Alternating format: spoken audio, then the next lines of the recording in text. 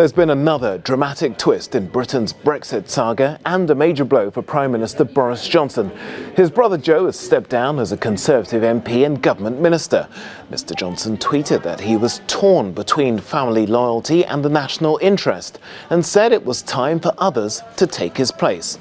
Well, all this comes just 3 days into the Prime Minister's first parliamentary session.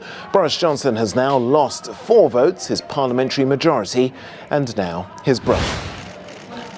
Well, there was no sign of the chaos unfolding behind the scenes as the Prime Minister welcomed the US Vice President Mike Pence to Downing Street, but Mr Johnson appeared to move into election campaign mode as the two men broached the topic of a post-Brexit transatlantic trade deal. Well, joining me now with the latest from Westminster is our correspondent Vincent McAviney. Vincent, Boris Johnson's week just keeps getting worse, doesn't it? And he can't seem to stop hemorrhaging. How much of a blow is this latest news?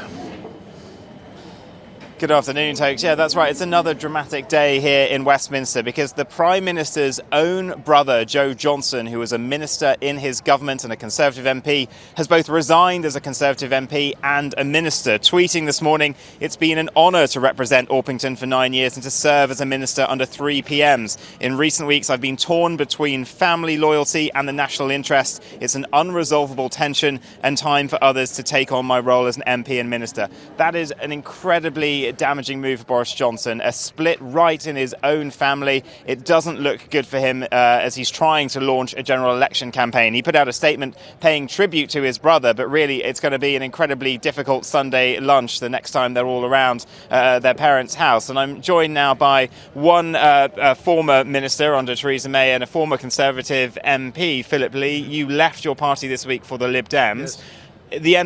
Coming towards the end of another remarkable week in Westminster, Yes. What do you think about everything that's gone on? Well, I think actually Joe leaving like this is rather symbolic of where we are as a country. There are families up and down the country who are split over this issue. And both Joe and I agreed that a people's vote, a second referendum, was necessary last year. And it's not just because of the issue itself, but also because if you're looking to the future about how to try to bring this country back together again, communities, generations, families even, that have been split by this issue, I think we need to consult everyone and just to make sure it's exactly what they want to do. Your former party, the Conservatives, there's been a fault line in it for decades on Europe. Yeah. But now, the party is effectively in meltdown, isn't it?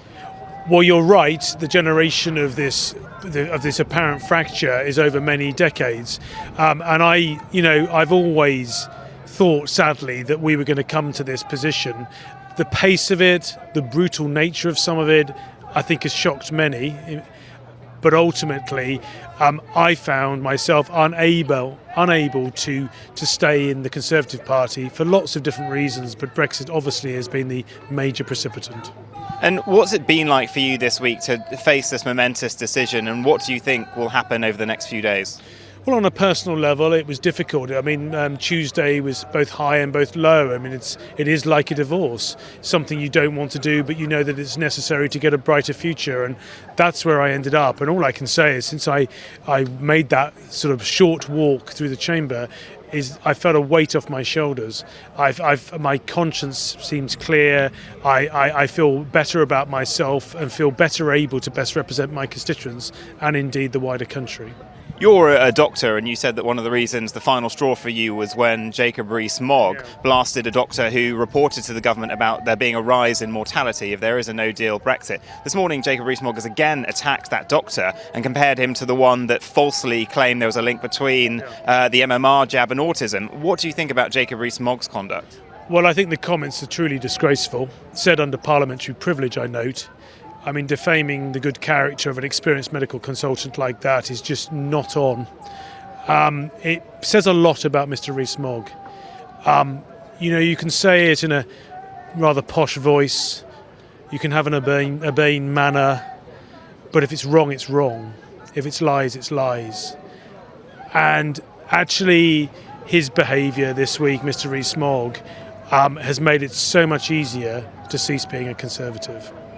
And just to step back from the days that we've had, we'll look back at this time as being an incredible period in politics. The UK has often been championed. This unwritten constitution gives us flexibility. Yeah. But do you think when we look back from this in 6 months now, we'll need to do something to restore Parliament because it's suffered so badly in these few days? Well, I think things are beginning to crack, and I fear there's actually more to come.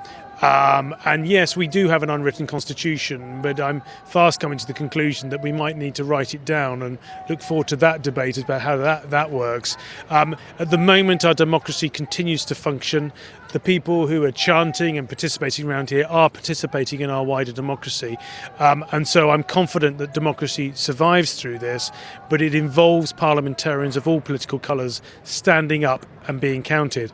And the numbers that are prepared to do so are increasing by the hour. Well, Tokes, that's the view right now from the Green here in Westminster. The Prime Minister, Boris Johnson, after meeting the Israeli Prime Minister Benjamin Netanyahu, has gone up to York this afternoon to try and launch an election campaign. But I think he's going to face a difficult time when it comes to the questioning. And the government has confirmed they will try again on Monday to get a general election. But it still doesn't seem like the opposition parties can decide whether or not they are going to do that. Back to you. Vincent McAviney there with the latest from Westminster. Thank you.